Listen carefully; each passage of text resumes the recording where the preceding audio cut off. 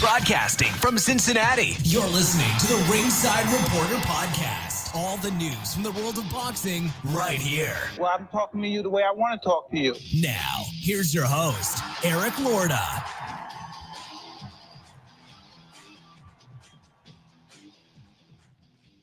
And we are live. Welcome to the Ringside Reporter Show, where we talk about the latest boxing news. If it's related to boxing, we'll talk about it right here. My name is Eric Lorta, and I'm here with my co-host, Joe Habib. We got a great show for you today. And if you guys want to call in, 570-530-8316. Let's get started. DAZN, the main event of the weekend, Jaron Boots Ennis versus Stanionis for the WBA and IBF welterweight championship. Jaron Boots Ennis smashed Stanionis and brought to a sixth-round TKO. Stanionis couldn't come out for the sixth round. Boots completely dominated this fight. I didn't even give Stanionis a round. I like him a lot, man. I like Stanionis a lot, but Boots was on a completely different level. B, when I watched this fight, I mean, I think we both expected Boots was going to win. Yeah, I favored Boots. Yeah, I did too. But I didn't think he was going to win like that. No. In fact, I didn't think he was going to, he was a minus 650 favorite or something like that. Something like that. Yeah, I was questioning the odds. I was like, right. Wow, we were talking about that, and I said, listen, man, he's not going to knock Stanionis out. He's going to outclass him. He's going to out. I didn't think he was going to stop him either. Man, oh my gosh. I can't believe that. I mean, he put him away. And you know what started? The body shots. The body shots are what started it. And he started that when? Very first round. Early, yeah. Very first round. And, I tell you what I noticed in the maybe in the late second, third round, Stanionis hit him a couple times and, just flush shots. They were hard shots. Yeah. And Boots took him right on the chin and just kept coming, and he kind of, like I said, I mean, he kind of beat Stanionis' own game in the sense that, like, Stanionis was coming forward for some of that fight. And then once he ate some of those body shots, then he was going backwards. You know what I mean? Then those uppercuts too on the inside. Those uppercuts were awful. Yeah. And then Boots was starting to roll the shots. He started seeing the shots coming, and he started timing them. He started rolling them, and then they were no longer landing flush, the ones from Stanionis. And thing was like Boots is not like his game is not on the inside. He's more of an outside to mid-range guy. But he can hold his own on the inside when he has to. And you saw that when he went to the body, shorten up the shots up close to the body, and particularly with those uppercuts. But another thing Boots did was he kept like creating space, kept stepping, hit his boom, boom, boom, then step around him, pivot up, pivot out. He kept forcing Stanionis to have to reset his feet and never get comfortable. Stanionis wanted to set up shop on the inside and plant his feet and dig his toes into that canvas and start ripping shots. But Boots kept outmaneuvering him every time he tried to come forward. And that was a problem. And I mean, the footwork. The footwork was outstanding last night. Outstanding. And let's talk about some of the criticism that Boots got last night. And I knew we were going to hear this today. I knew we were going to read it today. Ridiculous. He gets hit too much. Listen, we've now seen Boots in quite a few fights. All right. I think what happens is I think Boots is very defensively responsible, but he opens himself up when he throw punches, he takes chances.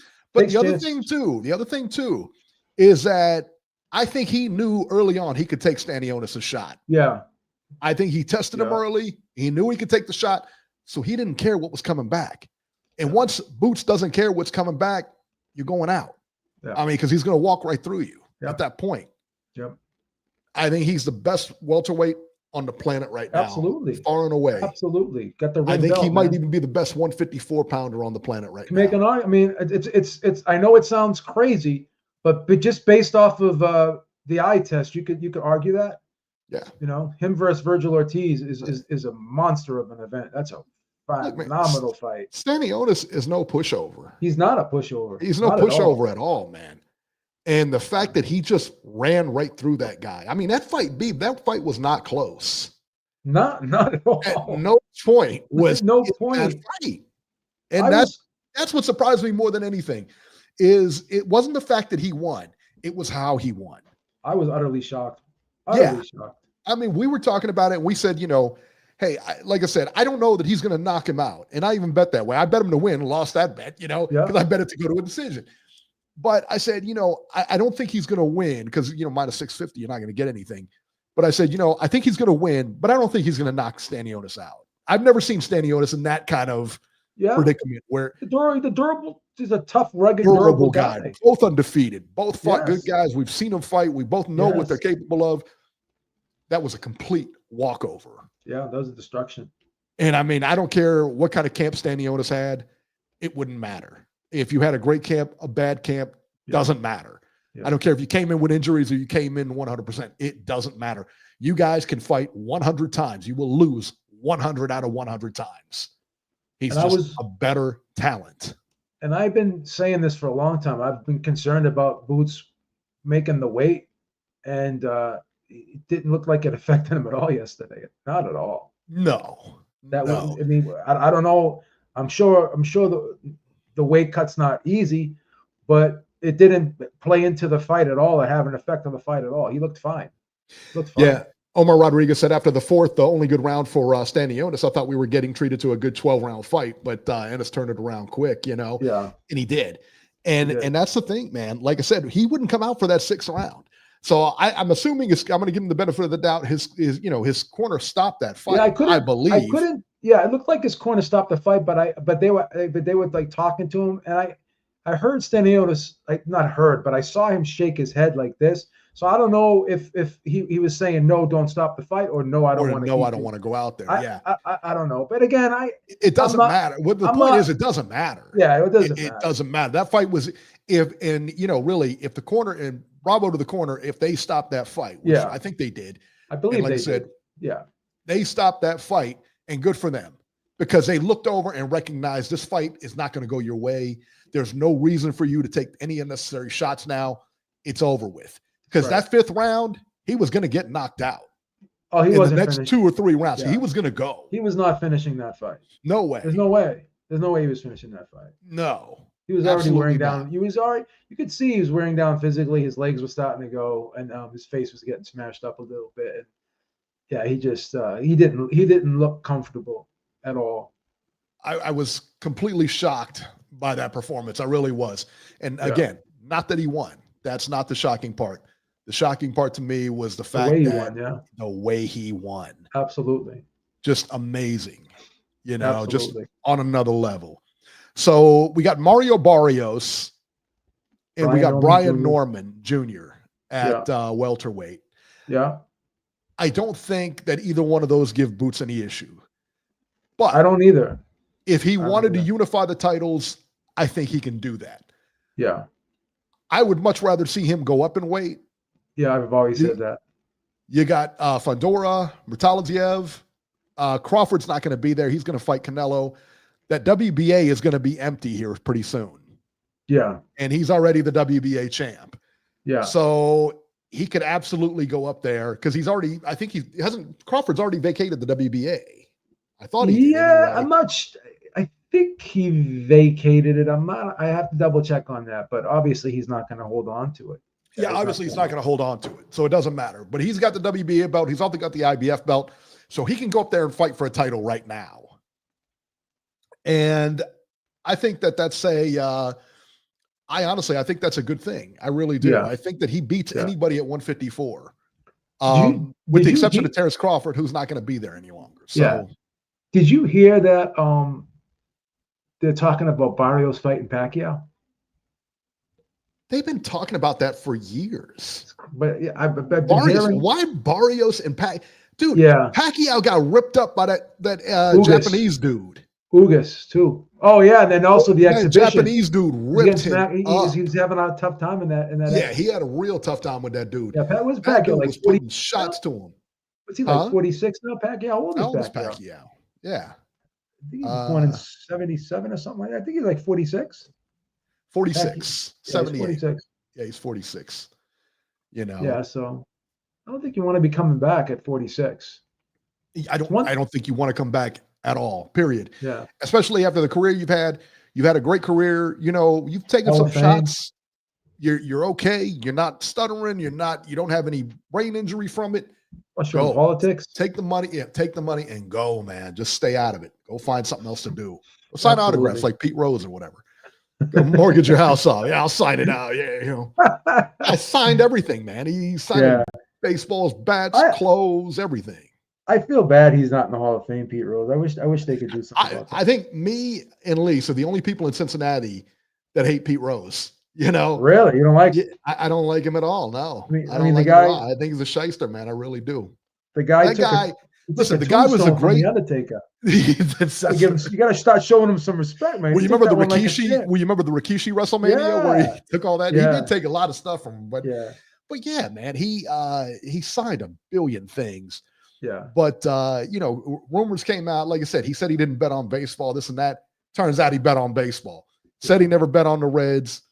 Okay. Hey, listen, I don't know. If that's, I mean, people can look at it that way. I mean, it's he did bet on the game. So the fact that you bet on the games just lets me know that you may have compromised the game somehow. And so you bet on the game, but did you tell, again, you bet on the game, right? Uh-huh. Did you bet the runs? Did you bet the money line? What did you bet? No, I know. Did you bet the under? Did you bet this? I understand where you're coming from. Yeah.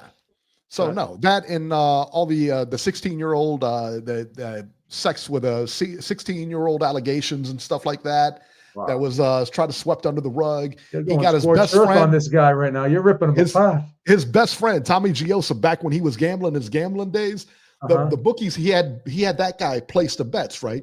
Well, the bookies told him, man, look, we can't muscle Pete, but we can muscle you. So he goes back to Pete Rose and says, hey, man, what can we do about this? I don't worry about it, Tommy. They're not going to do anything. He ended up taking the heat for Pete Rose's stuff and then denied everything. Wow. The guy's a scumbag, complete scumbag. Wow. Yeah. Okay. So it's irritating that the Reds have his number on this year. I'll be honest with you. I'm not going to get a jersey. I'll tell you that. Okay. That's the way it is. You don't believe in second chances, do you? Everybody deserves a 63rd chance. I mean, come on. I mean, please. This is America here. An opportunity. Anyone can make it. So what is, going back to boxing here, what is Boots' next move here? I mean, does he go up to 140? We'd like to see him go up to 154 because I don't think there's any money from 37. I don't think Barrios is going to be in a rush to fight him.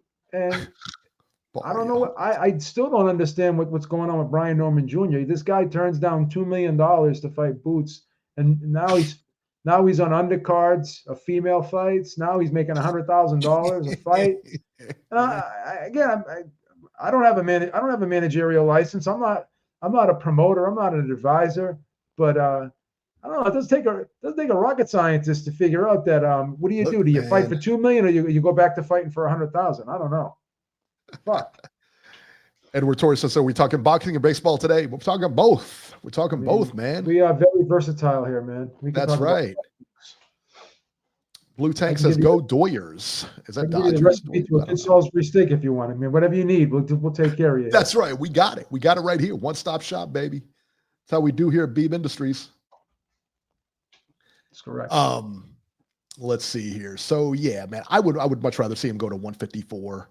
Yeah, I would too. I've been saying that. I think again, Pandora, Murtazia, bigger fights, bigger fights, easier fights. Honestly, well, I mean, not necessarily easier fights, I guess, but I don't see him. I would favor him to win any one of those. He could still dominate that division as he's going to dominate this one. So yeah, I see where you're coming from. Yeah, I would like to see him fight Virgil. Virgil Ortiz is out there too. Boots versus Mario Barrios. No, I don't want to see that. I just don't. I mean, Barrios is going to get creamed in that fight. That's not even close. Yeah.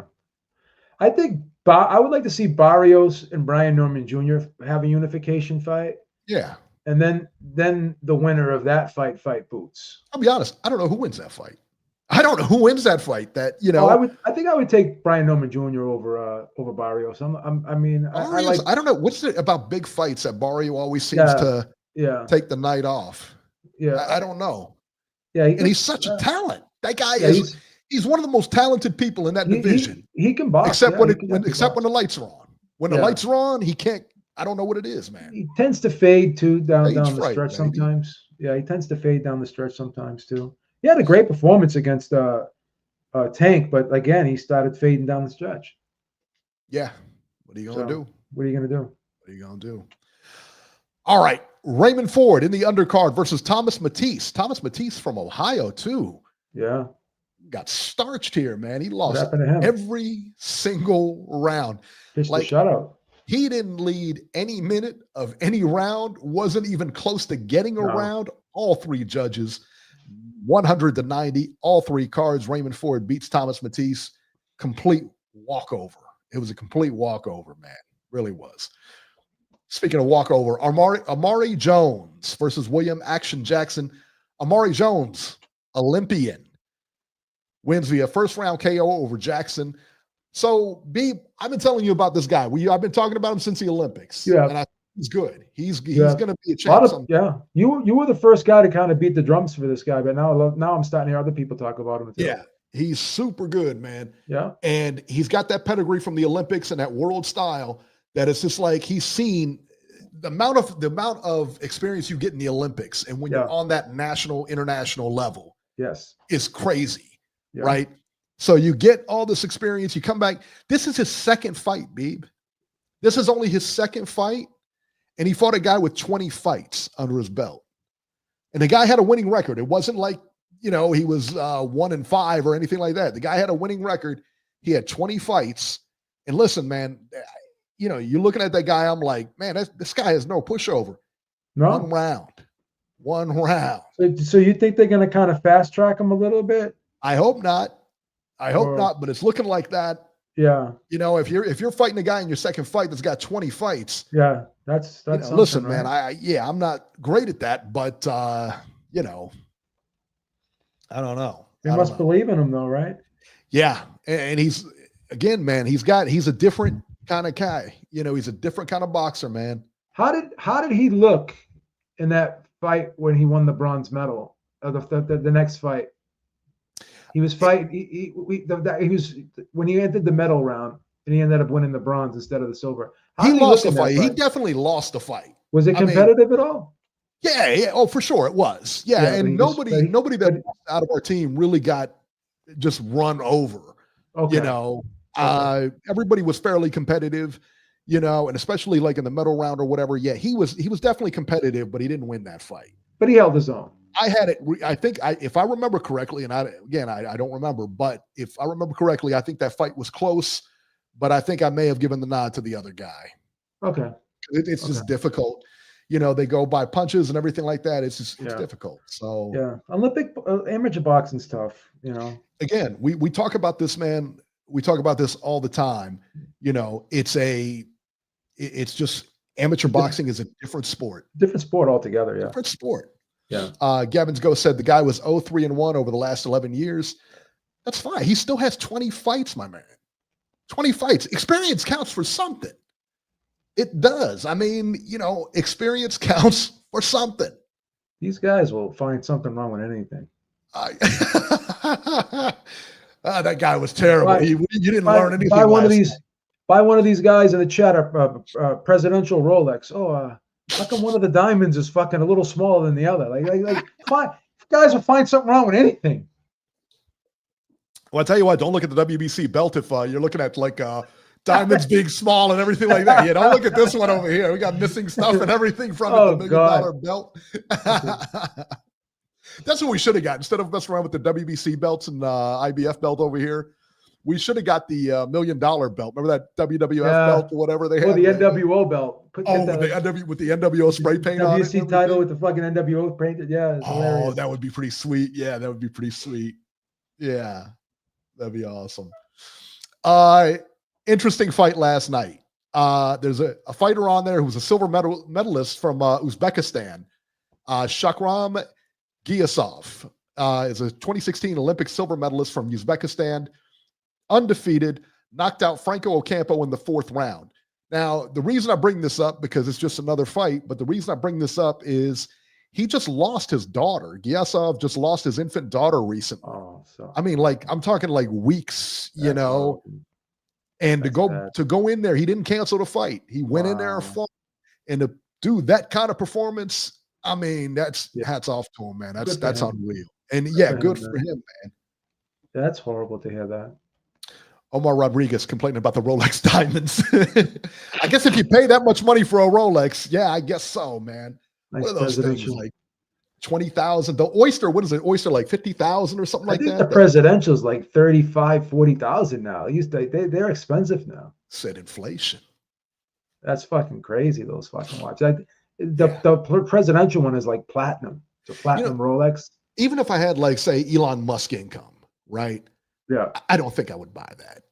yeah. I say that now. Yeah. Well, you give me Elon, and I'm out there being like an idiot, and probably spending money left and right. But I really don't. I really don't think I would buy a $50,000 watch. The thing too is like you have to ask yourself how many times you're gonna wear it, and it's not something you can wear every day, right? That's what I'm saying. Like, are you gonna feel comfortable wearing it every day too? Like going downtown with this, it's like scratched up or having someone rip it off your wrist or something. Like, I don't know, man. Well, listen, man, it's not uncommon. I mean, and you're out there too. Like you open a door or you hit it on a desk or you know what I mean? Any number of things can happen and those things break, like that. Right.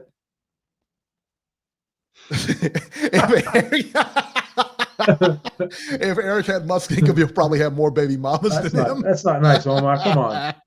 Eric is an upstanding citizen, man. He's a family man. I gotta say, he's probably not wrong because I'd be. You kidding me? I'm rolling up in a Ferrari or something like that. I go down Revere Beach, man. Where are you two ladies going tonight? That's hilarious. All right, let's go to our upcoming fights here. Let's see what we got. Because that was the deal this weekend. That was it. Not much. On April 18th, I believe this is Friday. I don't know. It's one of them. I don't know. It's April 18th. Go look it up. Henry, this is on DAZN from Orlando, Florida. Henry Cedeno versus Adalberto Umara, 10 rounds junior welterweights. Kevin Haler Brown versus who is this? What are we watching here? What is this? What is this nonsense that you guys pay for, by the way?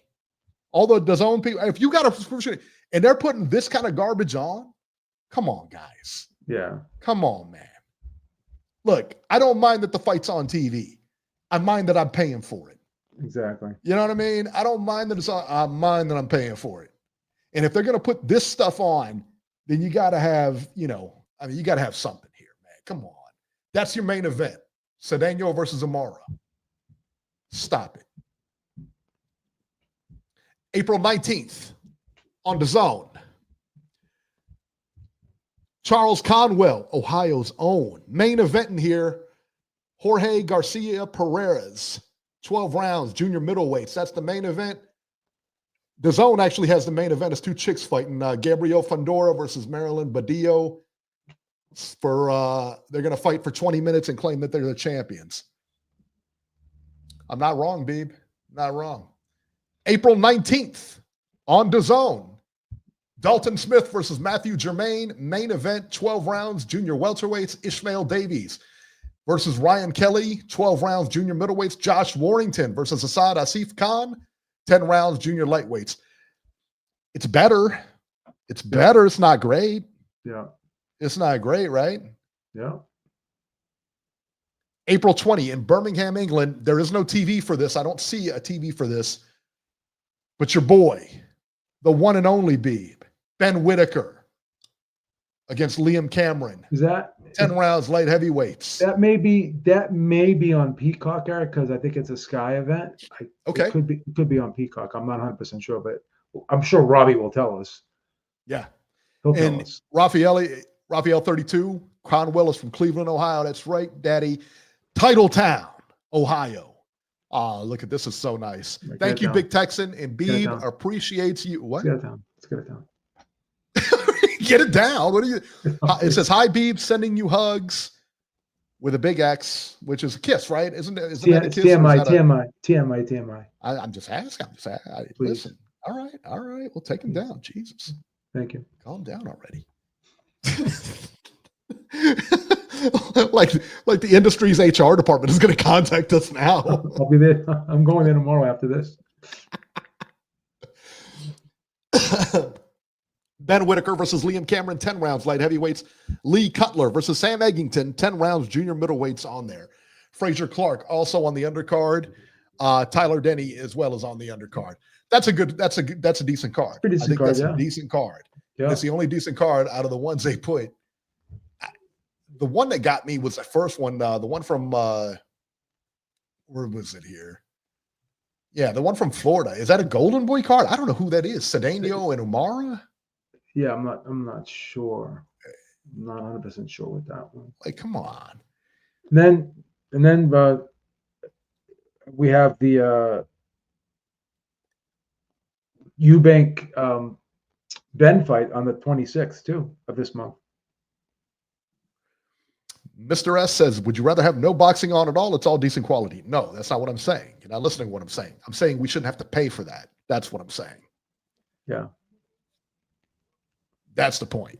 Well, it shouldn't be on that stupid thing. Why do you guys get so angry? Like if Eric and I go out to dinner, right? and he gets a meal and I get a meal. And he doesn't like his meal, but I love my meal. Am I going to sit there and why don't you like your meal, man? What's wrong, man? What's it? Like people just have their own. They have their own tastes. If he doesn't think something is a good fight, that's his opinion. I don't understand why people get so offended when someone criticizes something that they're actually paying for.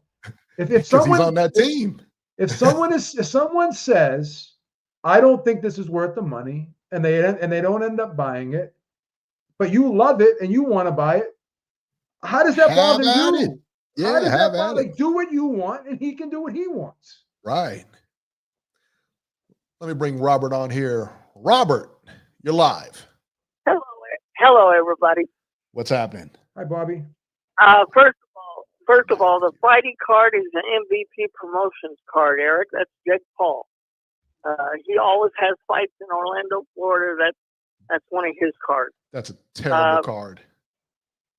I agree. Most of the fighting cards. Whoa. Why do you have to be so condescending when you say that to him? I mean, he didn't know.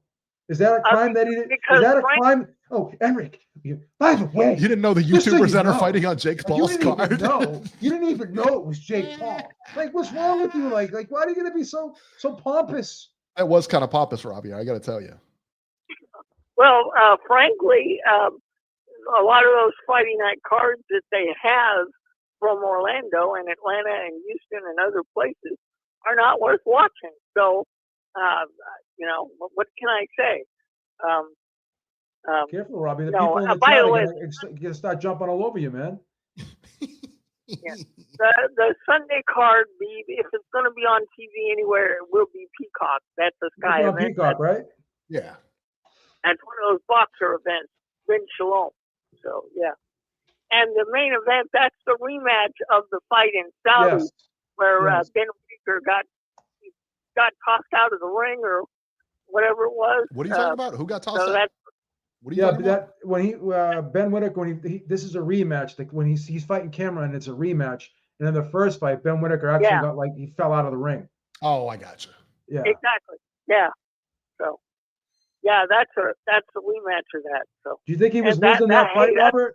Robert, did you think he was losing that fight? Huh? Did you think he was losing that fight? I thought Cameron was winning that fight. Yeah, a lot of people thought Ben Whitaker was losing. Yeah, exactly. And Ben Whitaker is now with a new trainer. I believe, if I'm not mistaken, he's now with Andy Lee, if I'm not mistaken. So it's not a bad move. So, that's 2 Easter Sundays in a row. Remember, last Easter Sunday we had the Fraser Clark fabulous Wardley first fight. That was a good fight. Yeah. So this is one way to spend Easter Sunday on Sunday. So are you implying? Wait a minute. Wait a second. No. Wait a second. Go ahead, Eric. How do you remember that? How do you remember that Clark and Wardley were fighting last year on Easter Sunday? You were like 2 straight Easters. How do you? Who remembers that? Because he's like Rain Man. He's like Rain Man. He's like Rain Man. hey, because Eric, that was one hell of a fight. But let me jump in real quick, Robert. Let me just jump in real quick. You're saying this is this is a great way to spend your Easter Sunday.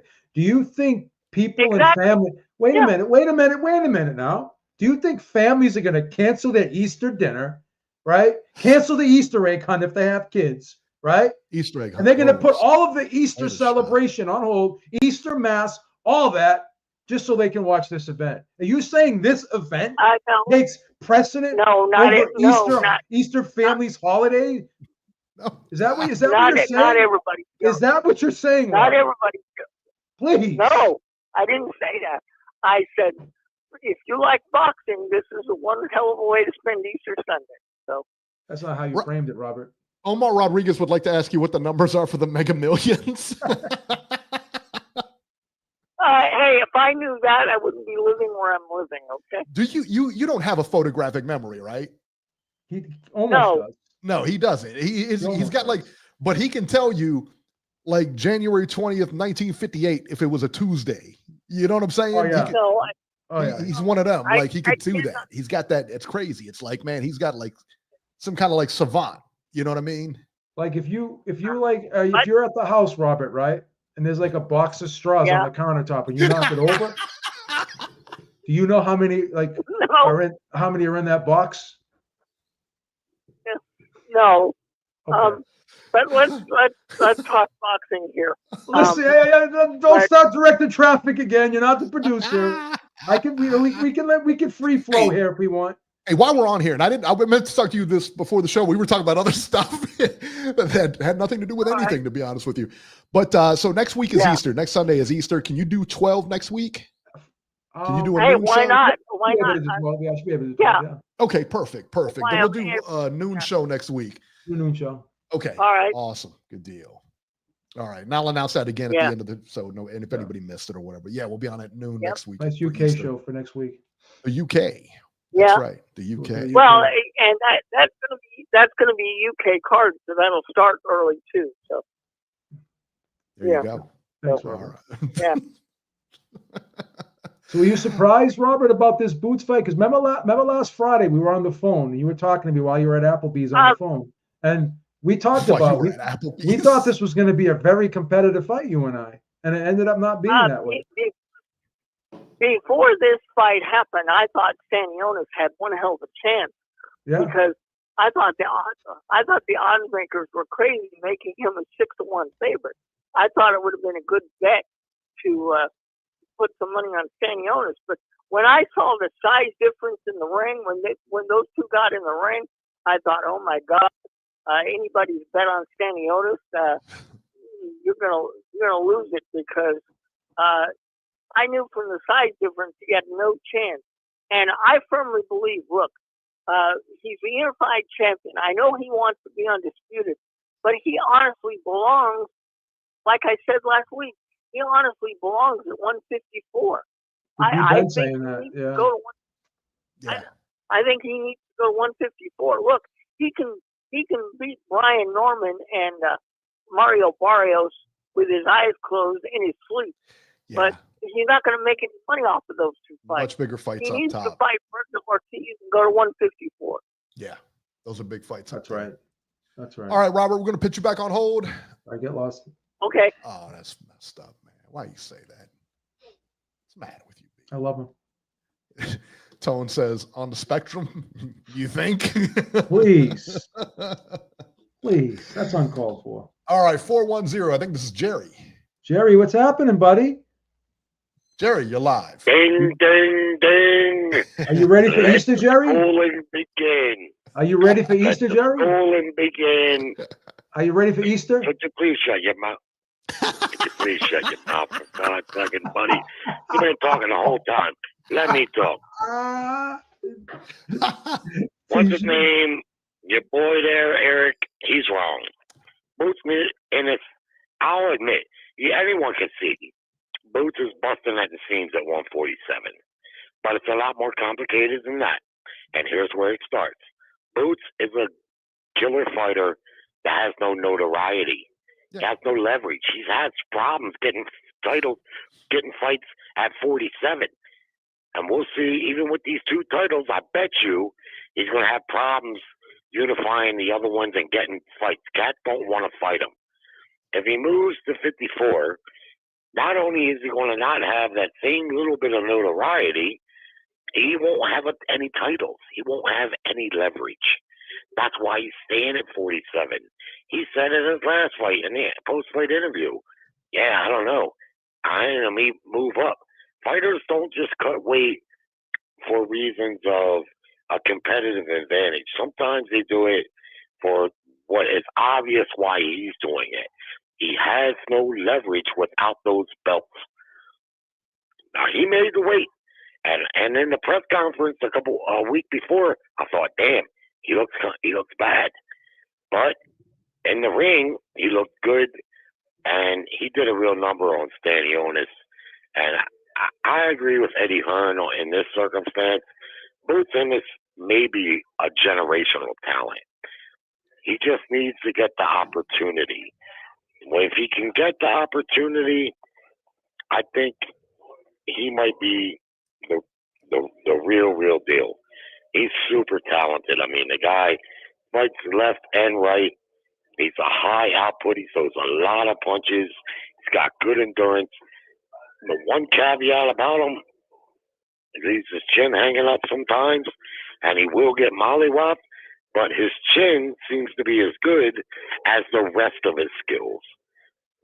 I can understand why Bud Crawford didn't fight that guy, because I don't care, 47, 54, he can maybe get beat, of course, but he is not going to be easy. He is not going to be easy for anyone. And for me, the best fight for him, and maybe the best matchup in boxing right now, is him and Virgil Ortiz. Yeah. Come on. By far, that's the best. I think that's the one everybody wants to see. Who do you think wins that one, Jerry? Who do you think wins that one? I don't know, man. That's just such a great fight. You can't even call it, huh? You can't even call it. It's that tight, huh? And I usually, I wait until the fights get made. I'm old school. I like to wait. I like to see the weigh-in before I even make a pick, because I like to see what they look like on the scale the night before. Want to check but that one with their wives and stuff going on in their personal lives or anything like that. It's hard to call, man. It's so difficult to call. They got very similar styles. Both of them, so they're high output. Typically, they're very high output. And they really come to fight, and that's what I like about Boots. Yeah, he gets hit, but God bless him, man. I mean, I don't want to see some cat get in there and think that the way to win the fight is to not get hit the whole fight and just run and spool and jump back and do the shit that Shakur Stevenson does. I don't want to see that. Yeah, Boots Ennis is very athletic. Yes. If he wanted to use all of his athleticism to be defensive, he could, and he could move and bounce back. But who the fuck wants to see that?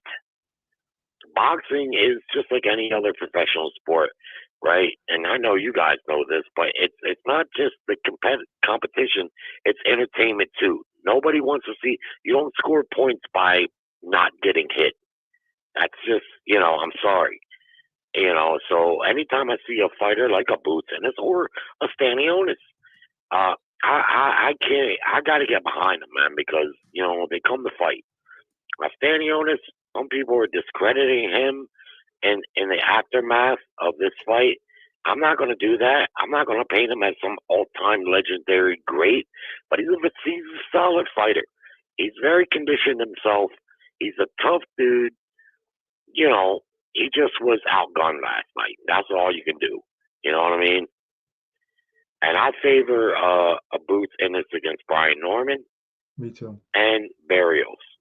Yeah, both of them. Sure, and at 54, at 54, there's some bigger challenges for him. And we'll have to see, very likely if he moves to 54, he's going to be even stronger. And he's just going to be better at 54. He'll be more explosive, I think. Yeah. He'll be even more explosive, I think. I think he's going to be a little better defensively, because I say... Yeah, but you understand why a guy like him isn't in a hurry to move there. He just got the title, 2 fights ago? Yeah. He made one defense. Well, to your point, this one. To your point, Jerry. To your point, Jerry. He probably feels as though that he can still make a lot of money at 147. Yeah, You know? the money and the simple fact that he has no leverage at 54. Even at 47, it's tough for him. Even with now 2 titles and the ring belt, I don't think it's going to be easy, man. I don't think guys are going to run to him. So, unfortunately for him, he's too good for his own good kind of thing. Yeah. And I don't want to paint him as some legendary great. He still has to prove that he's great. But, you know, it's tough when you don't get the opportunity, right? When you don't get the opportunities, it's tough to show that you are that much better. But having said that, let me move quickly on to the women's boxing and let your buddy there know that he sucks. Why are you shitting on these women's boxers, man? Because they fight these for 20 minutes. Competitors, they don't fight. They fight for 3 minutes around in the Olympics. Yes, they do. Yes, they do. I'm going to tell you why. Can I tell you why? They don't. Are you going to listen to my argument? You're just going to filibuster. All right, listen. Go ahead. Go ahead. They decide because what did we tell when we interviewed them? What did they almost unanimous? Every woman we brought on here and said, "What about the 3-minute rounds?" What was the answer, Beeb? I don't get paid for 3 minutes. You don't get paid enough for 3 minutes, yeah. That's right. Get the fuck out of here. That's what they said. No, they didn't. Yes. This very fight with Serrano. What do you mean? And what they did. We have it on video. This very fight with You may not Serrano believe this. and Katie Taylor. Who cares what they say? Who cares what they say? And that moron. I want to fight 3-minute rounds. After the contract was Katie already Taylor signed. said, I want to fight 3-minute rounds too, but if I do, I won't be undisputed because the WBC will strip me the same way they stripped you. You see? True. Right. So understand, the women do not decide. The only way they can go against the sanctioning body is at the risk of losing the title. Let's face it. Does anybody care about the WBC women's title? Nobody does. The WBC is the only sanctioning body. About it. No, but Jerry, the WBC is like 6 people in their division anyway. Jerry, the WBC is the only sanctioning body that enforces that. The other, Serrano was able. I don't know that. No, because Serrano was able to defend. Wait a minute. Decide. Serrano was able to defend her other titles. She only got stripped of her WBC title when she fought that 3-minute defense. Right, so that means she's no longer undisputed. And she's very valid to say, I like to be the undisputed champ. I don't make the rules. But in order for me to keep these belts and be undisputed, I have to do what they say. You see? And Serrano knows very well because she herself was stripped of her WBC title for fighting 3-minute rounds. She didn't deserve it anyway. All these girls say, look, I got no problem fighting. These girls are competitive. But I don't see them going to the mat and asking for more time. I don't see any of them doing that. I don't see any of them out there talking to the WBC, WBA. Serrano's the only one that's vocal about fighting the 3-minute rounds. I got to give her credit for that. She's the only one that says it. Because she's not the only one. The bottom line is by a majority, they all say, yes, I got no problem with 3-minute rounds. We don't want any special treatment, but we don't make the fucking rules. We don't get to decide. We're not the commission. We're not the athletic commission, and we're not the sanctioning body. They decide that shit. Do you think that all the women boxers got together in the beginning of this shit and said, hey, we're only going to fight 2-minute rounds? Oh, no, it was designed. They fight 3 minutes in the Olympics. I'm not disagreeing with you. I'm not disagreeing with you, Jerry. It was designed for 2-minute rounds, and in certain instances, there have been 3-minute rounds, but they have to specifically ask for it if they want it, and most women don't do that. And why do they box 3-minute rounds in the amateurs, but in professional, they only do 2 minutes? Doesn't make sense. I don't know. I don't know why they did that. I'm in favor of the 3-minute rounds like I hear the women fighters say they are also. I don't know why they do it, but it's they that does it. It's not the women. If they decide that they want to contractually agree to a 3-minute round, if they're title holders for the WBC, at least, they're in jeopardy of losing the title. That's true. And guess That's what? correct. These fighters value the title. None of them have been vocal about this. None of them. Except for Serrano. Maybe Serrano. Serrano's been the only one who calls it out after the contract's been signed. Vocal. That's it.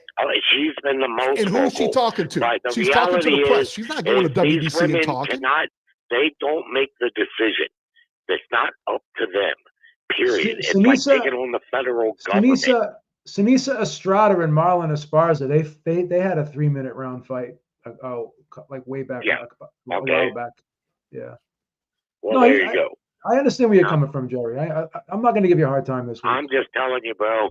When I paid attention to boxing, when I first started watching female boxing years ago, I was a little taken back by it. I wasn't used to seeing women punch each other.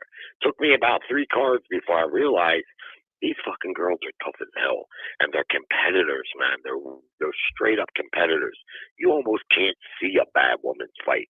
They're not as skilled as the men. I've seen plenty of them. What are you talking about? I've seen better fights at the bar.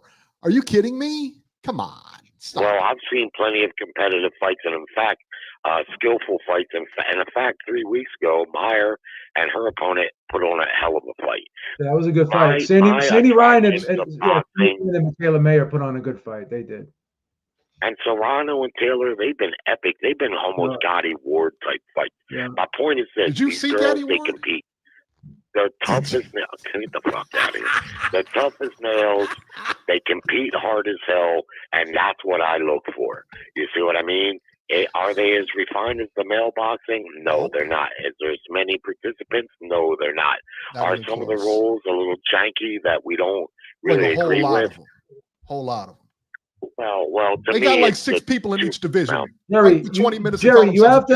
Jerry, you have to accept the fact that you're never going to sell women's boxing to Eric. It's not true. That's not true. You're never going to sell it to him. You give me a couple nights with these chicks, I might buy in. You never know. You never know. Well, man, if you can't buy in with the Serrano Taylor, why are we saying it again? We've seen it twice. We've seen that fight twice. Okay. Why are they fighting again? Yeah, we've seen it's 2. We've seen Ali and Frazier twice, and then we've seen it again. But it was 1 apiece. We've seen Marquez and Pacquiao twice, and then we've seen it even 2 fights. more times. Even fights. Okay. Well, so were these. They were very close and very competitive. What I'm saying is, like, Ali and Frazier fought 3 times, but Ali won and Frazier won 1. So the 3rd time was a rubber match. Here, we got Katie Taylor winning 2 of them, and somehow we're having a rubber match for what? Because the second fight could have went either way. Second fight could have went either way. Maybe you didn't watch it, but if you did, you would have seen that you could make a strong argument. Maybe you didn't watch it, he said. Throwing a shot at you. Well, look at Pacquiao Marquez. Those fights were wins for Pacquiao and draws, and it wasn't until the 4th fight that Marquez did what he did. The thing is, do you want to watch good fights? Do you want to watch good competitive fights? Or are you concerned with what, some semantic? I want to watch good, competitive, hard-fought fights. Absolutely. I love watching the men fight. Were just that. Yeah. Well, I don't care if it's men or women. I don't care if it's men, women, midgets. He's just not gonna. He's not gonna buy into it. Midgets. Midgets. Jerry, he's not gonna buy into it. There's nothing you could do or say to convince him to watch to watch and appreciate women's boxing. I've been doing it. I've been on this show. You can just miss out on it. I've been on this show for 9 years, and I've given up on it. Whenever he tries to elicit a response out of me by making fun of it, I just let him do what he wants. I let him go. I just let him go. Man, now I got to deal with this, man. Lisa came over and she's yelling at me through the glass. What is she saying now? I got to deal with this. You suck, bro. And I'm going to leave you with that. All right, Jerry. Jerry, you got him in trouble. You got him in trouble, Jerry. I know. Got him in trouble with his. Got me in trouble. That's all he needed. Jesus. I didn't even do nothing. I didn't even say nothing. I can't even voice my opinion anymore. You have freedom of speech. You have freedom to purchase and like whatever you want to like. That's I got people coming down. I got Jerry. I got my wife. Jesus. I just let you go with it from now on. You're my safe place. I'll tell you that. I'll tell you that right now. I'll let you go with it. Yeah, I watch women's boxing on Brazzers. You can't say that I don't appreciate that sport. I watch mud wrestling. They wrestle in Jello and stuff like that. I watch it. I'm a supporter of women. You can't tell me any different. Like Doctor says, big ups to midget. Oh God, can we even use that word? I didn't even say nothing. I'm getting yelled at again, man. She interrupting the show. Eric crashing on the couch tonight in the backyard. Probably. He's sleeping on the hammock. I didn't even say nothing. Man, everybody's all over. I don't get it, man. I just don't get it. Okay. All right, let's talk about it. News and rumors. Let's get these women out of here. All right, news and rumors. TKO is looking to expand the Ali Act, Beeb. So for those of you guys know that TKO owns UFC and they also own WWE. They're also now looking to go into boxing. So a UFC spokesperson said in a statement to ESPN that the amendment would seek to enhance the Ali Act and offers boxers, quote, more opportunities. Quote, TKO is having a preliminary conversations with the members of Congress about how we can work together to expand the Ali Act to create more choices and opportunities for boxers. We believe the enhancements we are discussing could help inspire a boxing revival in America, provide American boxers with access to greater opportunities and better protections, and lead to more boxing events across our country. Beeb, I think what this is going to do, and I'm just speculating here because I don't know, and they really didn't give us a whole lot of information on where they're going, is that they're going to offer people money. Turkey Al-Sheikh is in this, and this is a way that they're going to be able to stop the crossing the street, the PBC, and all that other stuff. This is the way I believe they're going to look to stop the cross. Where you can't. It was always harder to get top rank in PBC, those guys to fight. You know what I mean? This is going to be, I believe, something along those lines. What do you think it's going to be? I was hearing things, but I think it's probably because there is one portion of the Ali Act that says if you're a promoter that you can't have your own title belt. And the reason why it was explained, the reason why they did that is because they don't want someone to have to sign a long-term contract with a promoter in order to get a title shot. It's almost like a quid pro quo type thing. And this is what I heard. And again, everything we're saying right now is speculation. So please don't hold us to our word here. This is just my opinion. I think that they probably want to have their own title belt. Yes. And I think they want to amend that. And again, keep in mind, everyone's, they want to get rid of the Ali. They've never said they wanted to get rid of it. They don't want to get rid of the Ali. They want to amend it, right? Because it's been around since 2000. It's been around for 25 years. And if you follow politics, you'll see that you have acts get amended all the time in Congress. The Constitution has gotten amended several times over the history of the United States. So this isn't, everyone's got, they're doing this, that. This is not something that's nefarious. It's not something that's uncommon. It's not a bad thing per se. They're not trying to game the system as people are implying. They're just looking to make the Ali Act better. And again, I hate having to do this, but name a time when someone has ever used the Ali Act and was successful in doing so. They tried to use it against Al Heyman, and you saw what happened there. The case got thrown out. So again, I mean, let's just pump the brakes here and calm down. I know everyone is tribal here, and everyone's, we don't want Dana White in boxing for whatever reason. I have no idea why would you. Like you guys want to create a barrier to entry here. But again, we live in a free market economy here in our country.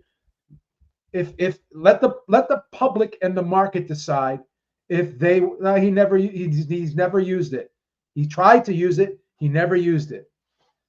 Because again, his promoter, I know that DeGuardia, nothing happened out of that. They never went to court. So he tried to use it, but he never went to court with it. So, and you know what belt they're going to use, don't you? They're going to use that ring belt. That ring belt. I was thinking they started promoting that. I've heard them starting to promote that as well. Is that ring belt, because they were like, that's always the best one. That's all who the best the champion is and everything like that. So that's the one they're going to use. So it'll be interesting to see how it shakes out. Yeah. Dimitri Bivol vacates his WBC belt. Benavidez is now elevated as the champion, the light heavyweight champion, David Benavidez, WBC. Now, Bivol versus Better Beef 3 is now being made. I'm not big on rematches. I'm certainly not big on three-peats. Sure. I don't like this fight. We've seen it twice. Yeah. It could go either way. I don't need to see it again. It's very technical. We both said, right, that we would prefer the Benavidez fight, right? But this has nothing to do with the fighter preference here and fight preference here. This is about the inconsistency of the WBC, and seems like a political move to me. Yeah. Like if you're in the good graces of the WBC, if you're one of their favorite fighters, Turkey's in the good graces of the WBC. Yeah, if you're one of their favorite fighters, then they'll take care of you. Like Canelo hasn't fought a mandatory since 2001. Wilder didn't fight a mandatory for 3 years himself. Charlo was able to hold on to his title and not have to fight, not even defend his title for 3 years. And the other Charlo, where did he go? He went a year and a half without having a. I don't think he ended up vacating his title before he ended up having a mandatory. I think he went almost 2 years without having to fight a mandatory. So now David Benavidez moves up to 175, and Bivol wins the belt on February 22nd, and then literally 2 weeks later, then they're ordering the mandatory. What's up with why they have such a rush for Bivol, but they had all the time in the world for Wilder, the Charlo brothers, Canelo Alvarez, and they even let Tyson Fury go for a while without having it. So either you're consistent across the board and you enforce the rules, you have an equal application of the rules, or you don't. And then David Benavidez fights 2 fights. He was interim champion, and automatically you just elevate him to the full champion. So, I mean, how much credibility do you think you have left after this series of events that just transpired with your organization? And to be fair, the WBC did its job. They stripped him, and they gave the belt to Benavidez. So I get it. But why not enforce that? Maybe they did enforce it. But you heard Eddie Hearn came out and said, we gave him our word. And I respect that. He came out in that interview and he said, the reason we didn't fight Benavidez is because we gave his team our word. Why couldn't he just fight the winner? I don't get it. Why couldn't they just why couldn't they just say, okay, we won't force this mandatory, but as long as you guarantee that David Benavidez gets the winner of this trilogy? Why couldn't they just do that? What's so bad about that? Right. Why couldn't he hold on? And I mean, you know why? Because they don't make any money. And full disclosure, I like the Benavidez fight better than the trilogy. Much better. Bivol, they're bragging about Bivol. Oh, well, then Mauricio Suleiman saying, oh, well, he only got 2.7 million for the Beterbiev fight. No, he didn't. He got 10 million, according to Eddie Hearn. Yeah. Right? He got 10 million. He got 10 million for each fight. Oh, we offered him 8. Well, he's getting more to fight fucking Beterbiev. And here's the thing, too. Why would he not stay loyal to Turki Al-Sheikh, the guy who's constantly giving him fights, constantly giving him big paydays, constantly kept him active? What's he going to do? Go over to PBC for one fight and go and bite the hand that feeds with Turki Al-Sheikh, the guy who's been taking care of him all along? None of this makes fucking sense. Sorry. None of it does. Honestly doesn't. My opinion, anyways. Kenny Adams, Hall of Fame trainer, dies at 84 this week. Michael Nunn, Frankie Lyles, Johnny Tapia, Sam Peter, Michael Bent, Mike McCallum, just to name a few. Kenny Adams has trained over 25 world champions. That is something. That really is. Not to mention, he was an Army Ranger. How about that? Shout out to him, man. Yeah, man. Absolutely. And finally, Mayweather is going broke. Maybe not. I don't know. We always hear stories about this. There's got to be something to it, right? He still owes money in taxes. There's got to be something to this, yeah? Yeah, he still owes money in taxes, right? Yeah. So last year, this is where it all stems from. So last year, Mayweather invested $402 million in some kind of real estate deal in Manhattan. Jesus. There's been I know. Yeah, you gotta, Okay. There's been numerous videos, but no real evidence that the fighter got scammed, right? A lot of videos coming up saying, hey, it got scammed, everything like that. 50 Cent took to social media to amplify the claim, right? So one of the videos was titled Mayweather Foregoing Bankrupt After $402 million Scam. In the caption, 50 Cent wrote, quote, "Damn, champ, thought they caught you capping. Haha, time for another exhibition, LOL." He's brutal. He is fucking brutal, is he not? That's rough, man. That's just rough, Oh, man. he's Like, brutal, come man. on. That's hilarious. Gosh. And again, there's no credible evidence, none, to indicate that he's lost that was a scam or that he lost any money on that. Yeah. Nothing. No credible story has come out and reported that, right? So it's just 50 Cent saying that. But a lot of people say that he has money issues. Remember when he went to Dubai? They said he was stuck in Dubai because he couldn't pay. They were like, "You ain't getting out of here until you pay us." Did I ever tell you about that book that I read about him? It's called The Fighter and the Champ. It's one of his a girl that used to be his personal assistant wrote this book. And she wrote a story, and she remembers a story that someone said, "Give me $2 million and I'll come back tomorrow and give you $4 million." So he gives the guy $2 million and they come back, guy comes back. And then he goes, "Give me $4 million and I'll come back with $8 million the next day." And he gives him $4 million and the guy never came back and gave it. And he lost his money. I don't know if you ever heard that story, but that story is in the book, Lady and the Champ. She described that story and told that story. So explain this to me again. The book Lady and the Champ is about Mayweather? It's this girl that was his personal assistant. Okay. Right? She wrote the book and she was writing about her experiences working for him. And she told that story in the book. Gotcha. Yeah. Wow. And again, I'm not check that out. Yeah, I don't know. It's called The Lady and the Champ. That's the name. Lady and the Champ. All right, I'll find it for you I'll find it for you and I'll send you the link. I'll text it to you. I'll text you the link. Right. Text me on the Beeb Industries account. Don't text, Yeah. I'll make this work. We're not going to use our Signal account. We're going to use our don't use a Signal account anymore. We have to use our company. We have to use our company emails. My friend and I were using Signal. And I named the group chat like Small PC Houthi Chat or something like that. Maestro and I used to use Signal. He stopped using Signal. We've been using Telegram for the last couple months. Telegram. What's wrong with you guys? Yeah. Maestro's hilarious. He said, but a woman wrote it, Eric. Is that an issue? It depends. It depends on who proofread it. If the guy proofread it, we're going to be okay. We're going to be golden. You know what I'm saying? What's the matter with you? Just use Signal.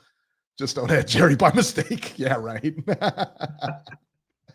All right, guys. Reminder, next week we will have our show here at noon. All right, the Easter show, our show for the UK here at noon next Sunday for Easter. That'll do it for this edition of Ringside Reporter. As always, you can catch Joe Habib on X at jhabib1. Find our YouTube channel at ringsidereporter.com, and you can find me on X at ringside73. And guys, we'll see you next week.